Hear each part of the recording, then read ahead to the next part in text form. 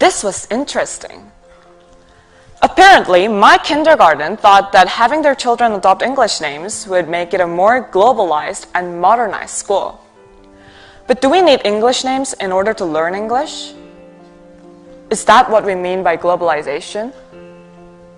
Adopting foreign stuff? Isn't sharing our own culture also a part of globalization? Learning English seems to be necessary in this globalized world. But getting a new English name without a particular reason merely seems to be a result of linguistic imperialism. Now look at us. Who can remind me what GEC stands for? Anyone? Just shout out. What does GEC stand for? Yes, Global Edu City. In Korean, it's called 영어 교육 도시, which is just English educational city. We will hopefully graduate our schools and we'll be heading to universities, which for most of you would be located overseas. So we're standing at the front line of globalization. It seems to me that not many of you are actually aware of this, but I'd even say that each and every one of us is a delegate of our own culture, as we would be the first impression of our culture to some people out there. And the first thing they get to know about you is your name. Young ladies and gentlemen, your names are your identities. When I say my name is Hee-Sung-tae to a foreigner, I'm preserving my Korean identity, and I'm asking them to respect my Korean identity.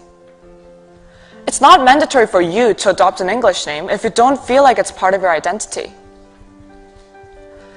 It's true that most foreigners struggle to pronounce our mother tongue names right. I've been correcting my teachers for years now that my name is Hee-Sung, not Hee-Sung. But no teacher has ever been annoyed by that. Luckily for me, they're all globally minded international educators who are supposed to and willing to respect our cultures and identities. If someone pronounces your name wrong and doesn't even try to correct it, they're not respecting you. And if you decide to get an English name for their convenience, you're stepping back. So I want you to realize that your name is an opportunity.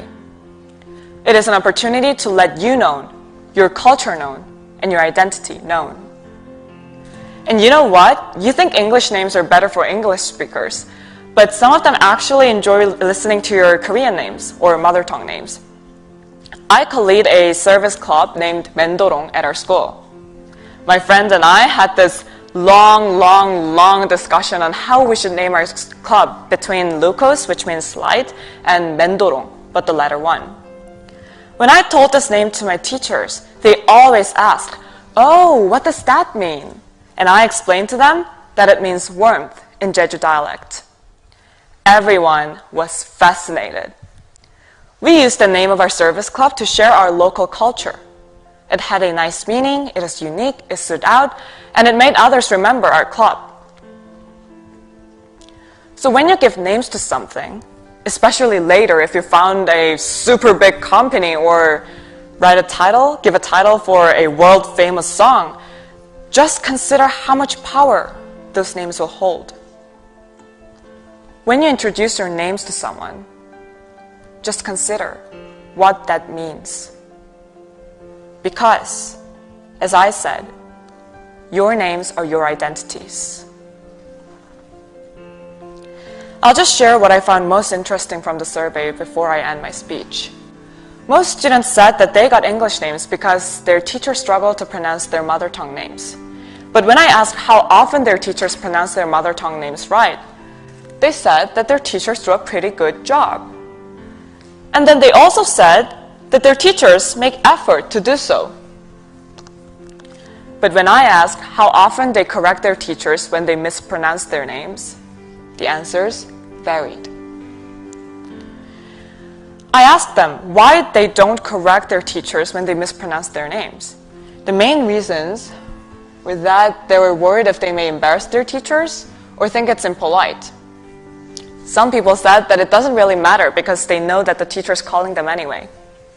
And some people said that they're just tired of correcting. But you know, when I sent out this survey to the whole school, I didn't just send it to the students. I also sent it to the teachers.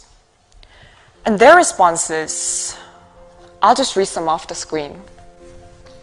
The question, by the way, asked, when your students have both their mother tongue name and an English name, which one do you prefer to call them by? One teacher said, anonymously, I don't know who it is either, always the mother tongue name. So much thought and meaning were put into names in Korean culture, and I believe it holds a significant meaning and identity. If you can say Michelangelo or charcuterie, you can pronounce their names. Show respect and put effort.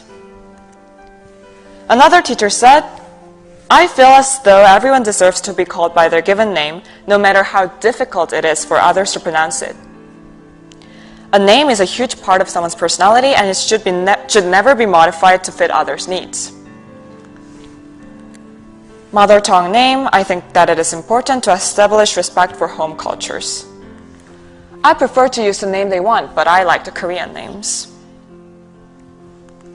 And I also had this any other comments section, just in case my teachers had something to say about this. And their responses here, I say they were somewhat touching. I hope to have my students correct me whenever I pronounce their names wrong. I think I often pronounce names incorrectly, and students are either too polite or extremely flexible and do not correct me. I would rather have the student correct me many times than continue to say it very wrong.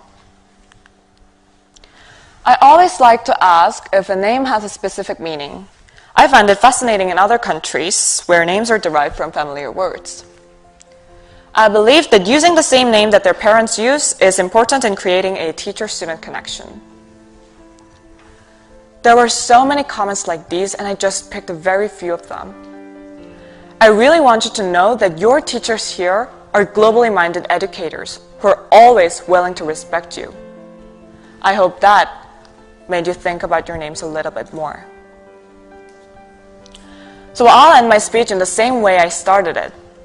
For the rest of my life, I'll be meeting people from all places, and I'll introduce myself more than 1,000 times.